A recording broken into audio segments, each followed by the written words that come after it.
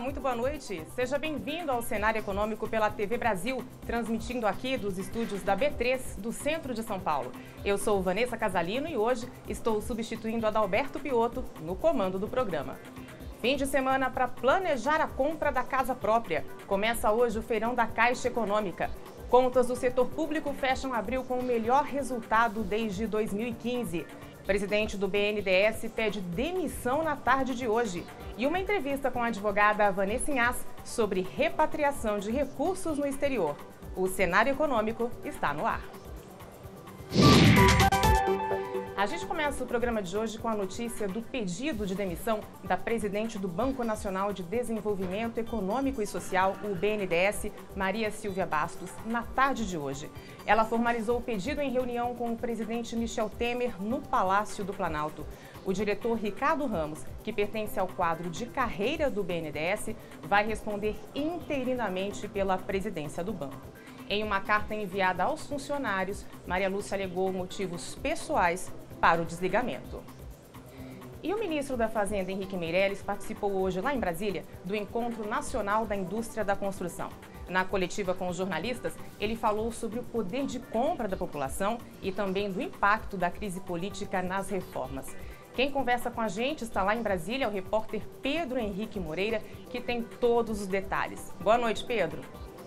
Olá, Vanessa, boa noite, um prazer falar com você, boa noite a todos. Pois é, o ministro primeiro, na apresentação que fez aos empresários, apresentou ali dados da economia com perspectivas favoráveis, para a economia brasileira. E aí depois, ao conceder a entrevista aos colegas, então ele tentou mais uma vez descolar a agenda econômica da agenda política. O ministro disse que a crise vivida pelo governo do presidente Michel Temer nas últimas semanas não vai impedir a retomada do crescimento da economia e nem a aprovação das reformas e projetos que têm relação com a área econômica no Congresso. O ministro também disse aí que o país está vivendo um momento de pessimismo exagerado com relação à área econômica por causa dessa crise política. Ele disse também que se as reformas forem aprovadas, o país poderia crescer nos próximos anos aí em média 2,3% ao ano. A gente separou um trechinho da fala do ministro, Vanessa, em que ele comenta essa questão aí do pessimismo exagerado. Vamos acompanhar. Temos uma tendência, o que é normal, de em determinados momentos em que as notícias são todas boas, etc., colocar-se um otimismo exagerado, que é negativo, porque levam a decisões equivocadas. E, em alguns momentos, um pessimismo exagerado também. Isto pode também levar a decisões equivocadas. Então, é importante serenidade, é importante equilíbrio nesse tipo de situação.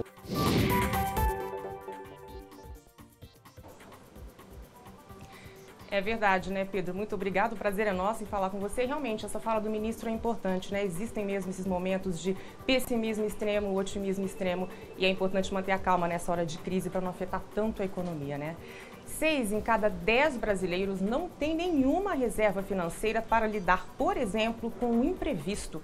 É o que revela uma pesquisa do SPC, o Serviço de Proteção ao Crédito, e também da Confederação Nacional de Dirigentes Lojistas.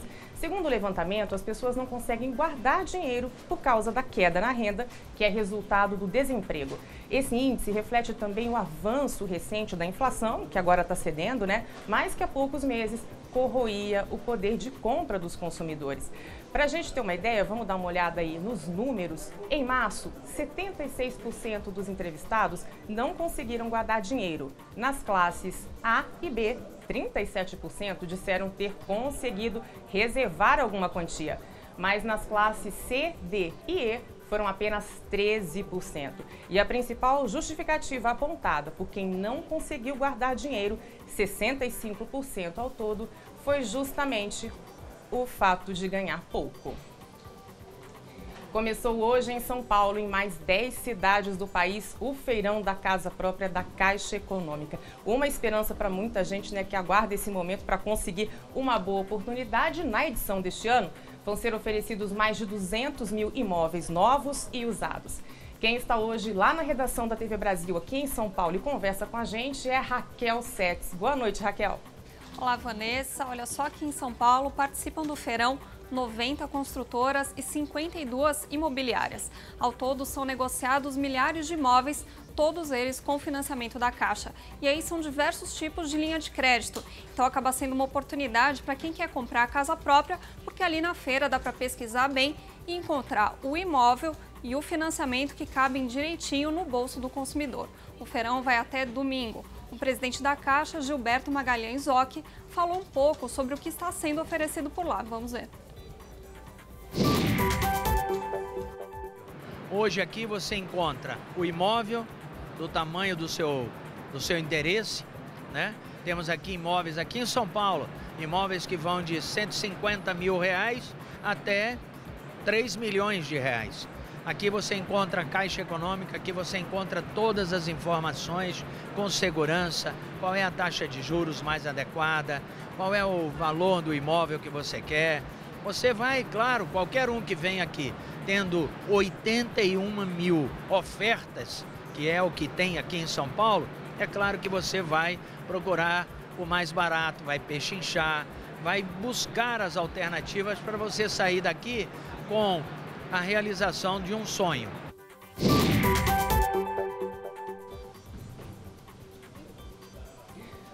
Muito obrigada, Raquel Setes, conversando com a gente. Agora é bem isso, né? Claro que o momento é difícil para fazer um endividamento aí de longo prazo, mas quem já juntou um dinheiro, quem já conseguiu se planejar, sem dúvida, é uma oportunidade para fazer bons negócios, né? Agora, as contas do setor público registraram o melhor resultado para o mês de abril em 2 anos. Os dados foram divulgados hoje pelo Banco Central, englobam os gastos do governo federal, dos estados, municípios e empresas estatais. Quem fala com a gente agora é o repórter Maurício de Almeida, que está lá no Rio de Janeiro e tem os detalhes. Boa noite, Maurício. Boa noite, Vanessa. Realmente foi um bom desempenho das contas públicas registrado no mês de abril. O superávit primário chegou a 12,9 bilhões de reais. Esse superávit primário é calculado diminuindo o total que os governos arrecadam do total que os governos gastam. Portanto, foi um lucro, digamos assim, que os governos tiveram no mês de abril. Separando entre estados, municípios, União e estatais, ficou assim. O governo federal foi o que mais lucrou, teve um superávit maior de 11,5 bilhões. Já estados e municípios tiveram um superávit de 867 milhões de reais, enquanto as empresas estatais tiveram um superávit de 590 milhões. Como você disse, Vanessa, esse foi o melhor desempenho registrado no mês de abril nos últimos 2 anos. Agora, no acumulado dos primeiros 4 meses do ano, o superávit das contas públicas chega a 15,1 bilhão de reais. Um resultado bem melhor do que foi alcançado no mesmo período do ano passado, onde esse superávit estava, nessa época do ano, nos 4 primeiros meses, de 4,4 bilhões. Mas o Banco Central faz uma projeção para os próximos meses que esse superávit não deve continuar sendo elevado, porque estados e municípios devem perder a arrecadação. O superávit primário foi conquistado no mês de abril, esse bom índice registrado no mês de abril, devido aos cortes de gastos, tanto do governo federal, quanto das empresas estatais, quanto de estados e municípios. E também a boa notícia, revelada pelo Banco Central, é que a União, estados e municípios passaram a arrecadar mais impostos no mês de abril. Mas, como eu disse, a previsão para os próximos meses é que estados e municípios devem perder um pouquinho de arrecadação e o superávit primário pode cair um pouco no geral. Vanessa. Maurício, muito obrigada. Maurício, muito obrigada, trazendo aí boas notícias do Rio de Janeiro. A gente também tem boa notícia agora. É que a bandeira tarifária da energia para o mês de junho vai ser verde, sem custo para os consumidores. Contribuíram para a volta da bandeira verde a maior afluência das vazões que chegaram aos reservatórios das hidrelétricas em maio de 2017 e a perspectiva de redução do consumo de energia elétrica. O sistema de bandeiras tarifárias sinaliza o custo real da energia gerada, o que possibilita a nós, consumidores, um uso mais consciente da energia elétrica. Então é bom economizar agora, porque gastando menos, quem sabe a conta vem até menor. No próximo bloco, a gente vai ter o fechamento do mercado e também uma entrevista com a advogada Vanessa Inhaç sobre repatriação. Até já! Já de volta com o cenário econômico, a delação da JBS pode diminuir a oferta de carne aqui no país, no mercado interno, beneficiando os produtores menores. A avaliação é da Abrafrigo, a associação que representa os médios e pequenos frigoríficos. É que os pecuaristas estão querendo negociar à vista com a JBS justamente por causa desse risco que passou a envolver a empresa depois da delação. Com isso, a JBS está encontrando dificuldades na compra de bovinos. E segundo a Abrafrigo, há bastante capacidade ociosa no setor, mas pode haver também uma diminuição da produção e uma menor oferta de carne nos mercados, tanto aqui quanto lá fora, favorecendo os menores. Mas o que a associação também destaca é que para exportar, para conseguir com o mercado externo em relação à carne já é mais difícil, né? Porque a JBS é muito grande. Mas aqui dentro abre-se aí um pedaço do mercado, essa fatia que é ocupada pela JBS, que é tão grande e que interessa tanta gente, pode gerar oportunidade para os pequenos. Vamos dar uma olhada agora no fechamento do mercado, saber dos números, como é que fechou o mercado financeiro nesta sexta-feira. Ibovespa fechou em alta, 1,35% aos 64.085 pontos, uma pequena alta, né? Praticamente estável. Vamos para a cotação do dólar. Fechamento de hoje, o dólar fechou. Daqui a pouquinho a gente vai ter, vamos lá. Cotação do dólar hoje fechou em baixa, 0,54%, R$ 3,26, também uma pequena queda. O mercado vai aí se recuperando, né? De olho no que está acontecendo no cenário político, mas também se recuperando dessas perdas que a gente teve recentemente com toda a crise política e com a delação. Bom, Adalberto Piotto não está aqui ao vivo com a gente hoje, mas está presente, claro. Ele gravou uma entrevista com a advogada Vanessa Inhas sobre a repatriação e essa conversa que a gente vai assistir agora. Doutora, o programa de regularização tributária, que é o que se pode chamar de um novo refis, tem um novo vencimento agora, do dia 31 de maio. 31 de maio, Se isso. corremos o risco de essa medida provisória não ser votada no Congresso, e evidentemente que há um momento político conturbado em relação a isso, pede-se a validade ou pode-se reeditar essa medida? Então, na verdade, ela perderia a validade, né? Ela perde a validade a partir do dia 1º de junho, que é a data máxima aí que é o prazo dela. E aí, na verdade, não poderia ser reeditada. Agora, se for proposto com um texto completamente diferente, enfim, com outras condições, o governo, em outras ocasiões, ele já conseguiu, vamos dizer, passar novamente uma matéria via MP que, em tese, não poderia, porque segundo a Constituição Federal, as MPs que não foram convertidas em lei dentro do prazo de 120 dias, elas não poderiam ser reeditadas. Mas o governo, a gente sabe que ele consegue alguns meios aí de fazer valer seu funcionamento. Mas essa medida foi exatamente aquela que foi aprovada na Câmara. Houve o enxerto de uma série de coisas que não diziam respeito ao texto principal de refinanciamento de dívida tributária. O Senado pegou e mandou devolver para a Câmara agora. Exatamente. Porque também aquele texto aprovado na Câmara não interessava ao país. A equipe econômica reclamou daquilo. Reclamou bastante. Na verdade, o Ministério da Fazenda foi o maior opositor aí, além das matérias que não tinham a ver, né, não estavam relacionadas ao programa de regularização tributária. O programa em si foi alterado completamente. O texto ele foi completamente alterado. Só para te dar alguns exemplos, o programa original do governo, né, o texto original que o governo propôs, ele não previa redução de multa e juros, ele não previa utilização de uma parcela muito grande de prejuízo fiscal e base de cálculo negativa. Ele, enfim, previa no máximo o pagamento em até 120 parcelas do débito. No projeto que foi proposto pela Câmara já havia para 240 parcelas. Então, assim, o texto realmente ele foi bastante modificado e por conta disso, a renúncia fiscal, né, que o governo estava imaginando com o texto original, ela foi, assim, quadruplicada. Ficou realmente muito maior o valor. Porque o programa tinha duas situações muito claras. A economia precisa ser retomada, precisava antes, continua precisando agora. Se eu regularizo, do ponto de vista tributário, uma empresa, ela tem condições de se desenvolver mais, inclusive tomar empréstimo e por aí vai. Mas o governo também não pode perder receita. Sim. E o que a Câmara fez foi impor ao Estado brasileiro, à equipe econômica, uma perda de receita com a qual a equipe econômica não concordou. Não concordou. Isso. Uma perda, assim, significativa. Bom, até porque é um estudo que, com os vários refis, e são pelo menos 7 oficiais, mas são vários outros. São vários outros menores, isso. Menores, que começaram em 1999, se eu não me engano, acho que é isso. Bom, a perda anual está calculada em 18 bilhões, pouco mais de 18 bilhões por ano. Por que isso? Em arrecadação do governo. Em arrecadação, porque assim, além obviamente, quando você faz um refis, você já prevê uma certa perda de arrecadação.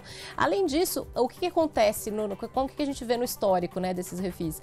Os contribuintes simplesmente deixam de pagar. Então, eles pagam um determinado número de parcelas, depois ficam inadimplentes por diversas razões, porque eles sabem que vai ter o próximo, e que eles vão poder reincluir aquela dívida no próximo. Então, por isso que a perda de arrecadação, ela cada vez mais aumenta, né? Porque você começa a parcelar, você para, você sabe que dali a 3, 4 anos vai ter outro, porque é mais ou menos essa média, cada 3 anos mais ou menos é feito um novo refis. É só os oficiais aqui, 2000, 2001, 2003, 2006, 2009, 2013, 2000... a cada 2, 3 anos, exatamente, 2, 3 anos. Inclusive, assim, quando os clientes nos perguntam, quando vai ser o próximo refis? Né? Porque é uma coisa é um padrão já que foi estabelecido Mas isso é um na belo economia. Incentivo a quem... A inadimplência, exatamente, a quem não e quer. derruba o bom pagador também. Essa é uma argumentação que é bastante utilizada pelo governo, né, principalmente pelo Ministério da Fazenda, para falar isso aqui a gente está incentivando o programa tal qual está sendo agora proposto, né, a alteração que foi feita, só está incentivando os inadimplentes. Né? Doutora, vamos retomar. Lá em 99 eu me lembro que eu participei dessa discussão cobrindo como jornalista. A proposta original era, eu tenho uma série de empresas que estão inadimplentes, que tem um problema enorme, até porque tinha uma culpa da carga tributária, da desorganização do fisco, do custo do fisco brasileiro. Eu faço um programa de regularização tributária, que era refinanciamento de dívidas, por isso que era o refis, e depois as empresas começam a ser reinseridas na economia. Ótimo. Quando veio o segundo refis, e foi lá em 2001 ou de 2003, eu perguntei à mesma fonte, que foi um dos advogados que criaram essa ideia, eu perguntei por que está tendo refis de novo. Ele falou assim, porque não veio a reforma tributária. A sequência do refinanciamento seria eu melhorar primeiro, sanear a situação e fazer uma reforma tributária que evitasse com que as empresas recorressem de novo ou ficassem em situação de inadimplência. Não tivemos reforma tributária pesada nesses últimos anos todos, mas tivemos pelo menos dos oficiais 7 refis.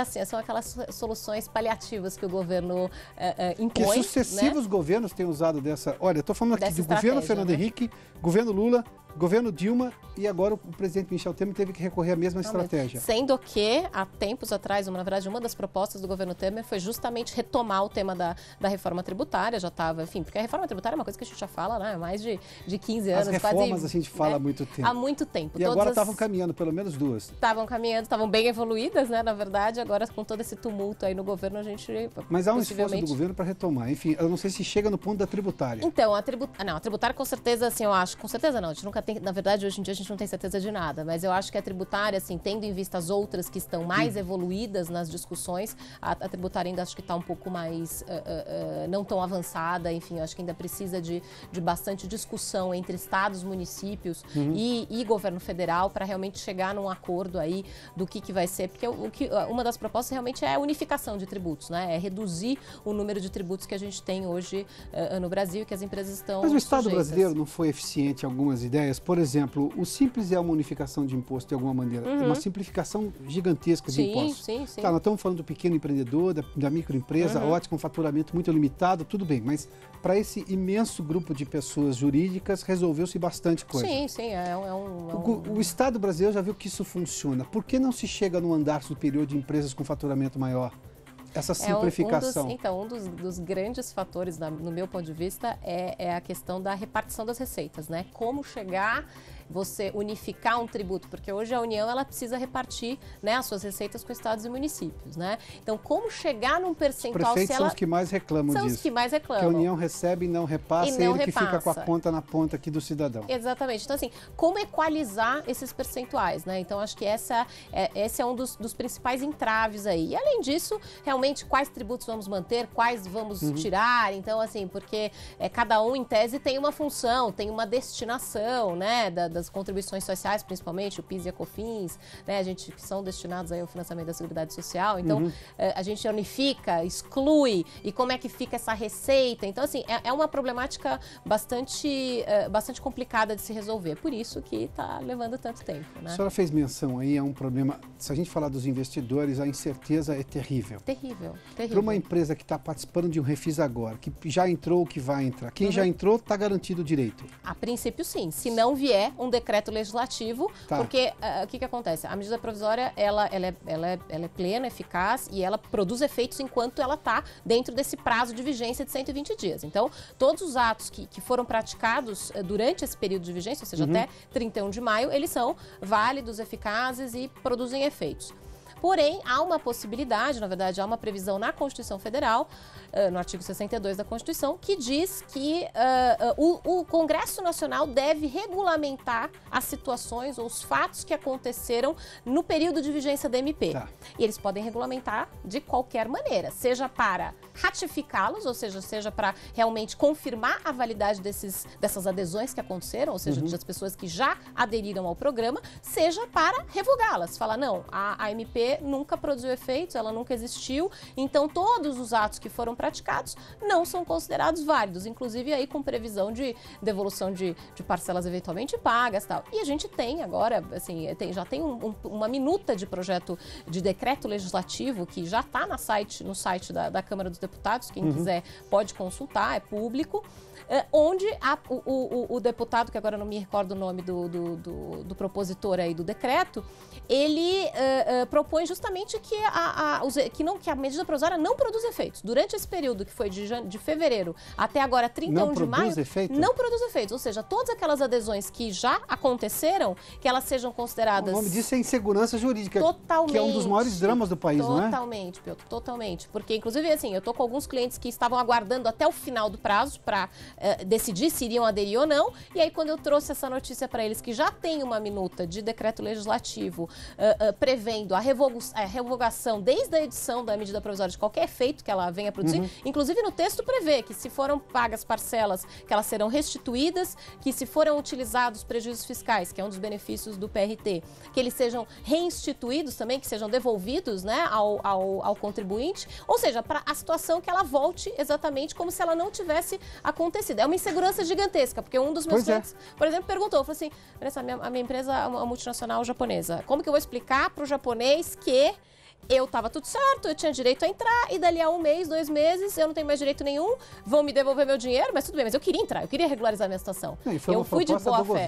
Foi uma proposta do próprio governo. Claro. Mas assim, particularmente, apesar de a minuta estar lá no site, já está disponível, eu particularmente entendo que, até pelo histórico de medidas provisórias que não foram convertidas em lei, que perderam a eficácia, o histórico de decretos legislativos que foram apresentados foi baixíssimo. Perfeito. Então, assim, ainda que já exista essa minuta, eu realmente não acredito ou não quero acreditar que isso vá ser aprovado nesses termos, ou seja, que todas aquelas pessoas que já se beneficiaram do programa tenham esses efeitos anulados ou cancelados. A minha última pergunta era justamente sobre a imprevisibilidade e insegurança jurídica, que o senhor acabou de responder.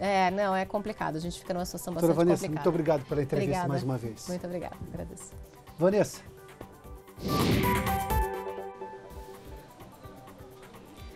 Tá aí a participação de Adalberto Piotto aqui com a gente hoje também no programa. Vamos para as últimas notícias.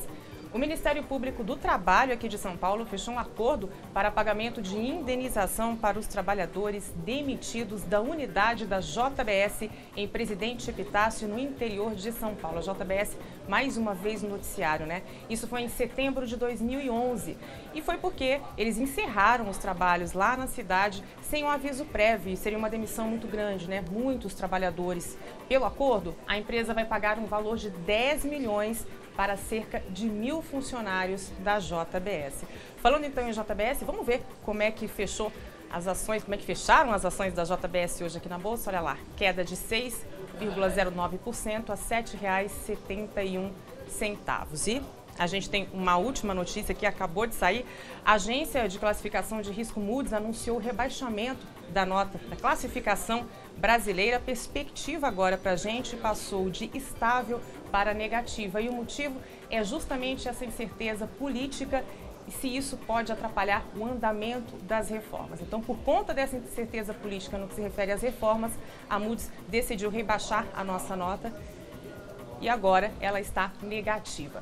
Você fica agora com Rosinha Kennedy, os Corredores do Poder. Uma boa sexta-feira, um excelente fim de semana. Segunda-feira, Adalberto Piotto está de volta aqui. Boa noite.